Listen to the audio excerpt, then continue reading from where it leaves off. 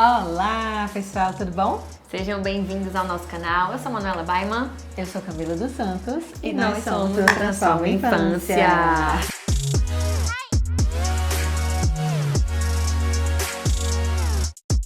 Hoje o tema é do bom.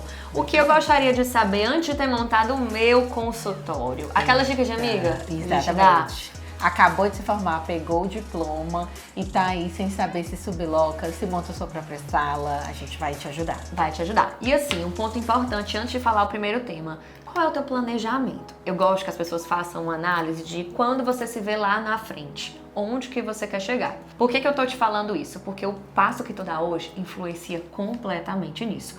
Quantas vezes a gente não já deu mentoria e supervisão para psicólogas que tinham um plano e elas estavam agora, por exemplo, quero ser bem-sucedida na cidade de São Paulo. E elas estavam atendendo no interior de Fortaleza. Verdade. Então, no caso, entendeu? Você pode até estar adquirindo uma experiência aqui, mas o público-alvo é de outro local. Dito isso, vamos para o nosso primeiro ponto. Aonde que você vai estar para as pessoas te encontrarem?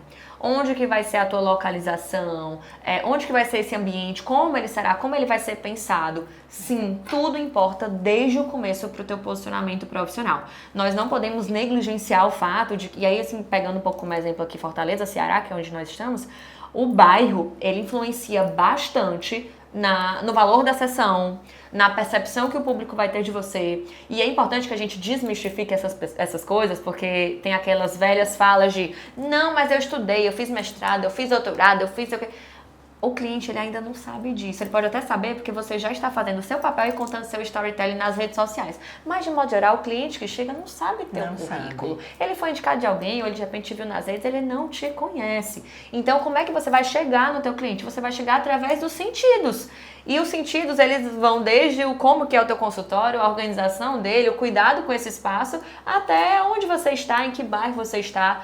Tudo isso influencia. Tem estacionamento, tem elevador, como é o acesso, tem coisa perto. Então, quantos pais e mães não gostam de deixar o filho aqui na sessão e comprar Resolver algo, né? Resolver algo, comprar uma coisa. Ir no banco, vai no shopping, tudo isso você tem que considerar quando você for escolher a localização. Então, atente-se à localização, atente-se ao bairro, atente-se ao ambiente. Esse ambiente que eu vou, independente de você ter uma sala própria, ou você sublocar em uma clínica, ou você estar com alguma clínica como parceria, como que é esse espaço? O que esse espaço transmite? Quem são as pessoas? Qual o perfil de público que está aqui? Tudo isso você precisa estar atento porque é o estilo que vai fazer parte do teu dia a dia profissional. Aquelas pessoas que chegam, como é esse local, como é que é o estilo da recepção e tudo isso deve balizar, você deve estar atento. Você tem que considerar que você precisa pensar em todos os fatores que te aproximam do teu objetivo. Então, quando você fala de vou atender numa clínica e você quer atuar no nicho infanto-juvenil, se você vai atuar numa clínica de idosos, faz sentido? Esse é o público que está lá, né, para você trocar com os profissionais, para os profissionais te indicarem? Quando a gente está iniciando, faz sentido também eu me isolar, por exemplo, numa torre comercial, numa sala sozinho, sem ninguém saber quem eu sou? Aí, para você fazer esse tipo de estratégia, você precisa trabalhar com outros recursos que façam com que as pessoas te conheçam, como a Manu falou, o storytelling, marketing, mas a localização e onde você vai estar, seja sublocado, seja uma sala integral sua, determina esse teu início para as pessoas te conhecerem e você captar clientes. E é muito importante que você consiga uma captação de clientes rápida, porque a gente vai contar aqui com um fator chamado motivação, que pode acabar te desregulando. Então, conforme a gente vai trabalhando, aí a gente vai para os espaços e não chega paciente, aí você vai se angustiando, a motivação vai diminuindo e você, né, se desregula. Você começa a perder mesmo a vontade, a achar que está fazendo tudo errado, que as coisas não estão andando, quando na verdade é um fator às vezes até logístico, o serviço que você oferece no bairro que você está. Então avalie em localização, tanto relacionada ao bairro em que você vai atuar e também o local, as pessoas que você vai se vincular. Tenha um cuidado ao sublocar clínicas em locais que você não conhece ali as pessoas, a diretoria técnica, porque vai que você aluga num local em que, por exemplo, o diretor técnico daquela clínica não é bem visto na cidade, ou tem algum tipo de polêmica envolvida. Ou isso não trata as pessoas bem. Exatamente, não tem uma boa avaliação, né? A clínica não é bem avaliada. Isso também você tem que considerar, porque você vai estar vinculando o seu nome. Ah, Camila, mas eu tô lá numa sala, a sala é só minha, a gente nem trabalha junto. Mas você vai estar com o seu nome associado a esse local. Então, a nossa primeira dica é localização e você filtrar bem com quem você vai estabelecer ali vínculos de trabalho. Não estava no script, mas eu vou só dizer uma coisinha que eu gostaria muito de ter escutado no meu começo. Gente, esse começo, ele é cheio de angústia. De gente que diz que te indica e nunca aparece ninguém. De paciente que vai uma vez e some. É verdade. De paciente que diz que vai e desmarca. Eu, no meu primeiro ano de formada, até atrás de franquia eu fui, porque eu achava que a psicologia não ia dar certo.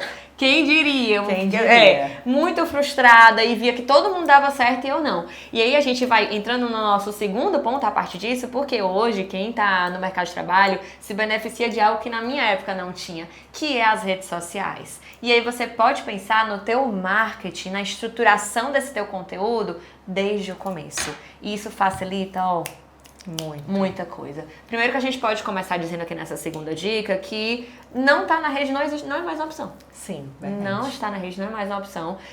O momento que você dedica para criar um conteúdo, para gerar algum tipo de vídeo, reels, post, é um tempo que vai ficar na sua agenda igual o teu tempo de estudo, o teu tempo de atendimento, porque é uma vitrine democrática e gratuita que você não pode perder. Veja, ainda tem aquela pessoa antiga que fala, eu estudei, sei o que, pra estar em rede social.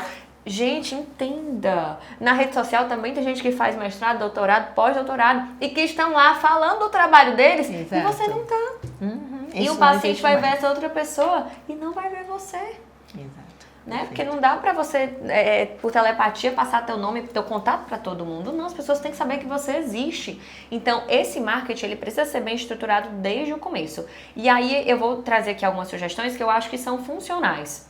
Tenta trazer ali a tua autenticidade, claro, de uma forma saudável. Então, a gente está falando aqui para terapeutas. Alguns temas eu não acho tão assertivo de estarem nas redes. Perfeito, né? A gente vai se posicionar aqui também. Então, por exemplo, excesso de temas de política, de religião, de opiniões muito pessoais. Claro que algumas polaridades nas redes, elas podem ser atrativas. Mas será se para você que está começando já é uma forma que você quer se posicionar? Por que não? Mostrar um pouco de quem você é, da sua rotina, de temas que você trabalha, o que você faz, um tema que pode estar ali na mídia, mas que você gosta de pegar ele para trazer informação. Então, recentemente a gente viu coisa de adolescente, de rede social. Você pode pegar isso e trazer uma visão educativa, politizada, de modo a agregar com o olhar social. Então, gente, foquem em quê? O que eu posso entregar para o outro que vai beneficiar ele? Que vai trazer algum tipo de transformação que vai ser bom. Siga isso, que eu acredito que é muito difícil dar errado. Verdade. Quando a gente quer dar algo pro outro. E como a Amanda falou do início dela, eu já me formei em 2019, então já era um tempo, né, em que as redes sociais já estavam ali borbulhando. Eu já acompanhava algumas psicólogas, e uma delas, né, eu sempre falo, era a Manu. E aí eu já tive uma experiência diferente devido ao nosso último tópico, que a Manu abriu com ele, na verdade, que é o planejamento, que é você ter uma clareza de onde você quer chegar, o que você quer fazer, como você quer atuar. Então, eu já saí da faculdade, eu não falava de vários temas, eu até atendi adulto, por exemplo, porque quando a gente sai, a gente quer atender tudo, a gente quer experiência e dinheiro. Então, eu atendia tudo, mas nas redes sociais, por exemplo, eu só falava de infanto-juvenil, né? De temas relacionados ao autismo, ao transtorno do neurodesenvolvimento, porque eu já tinha clareza que era isso que eu queria atuar, onde eu queria chegar.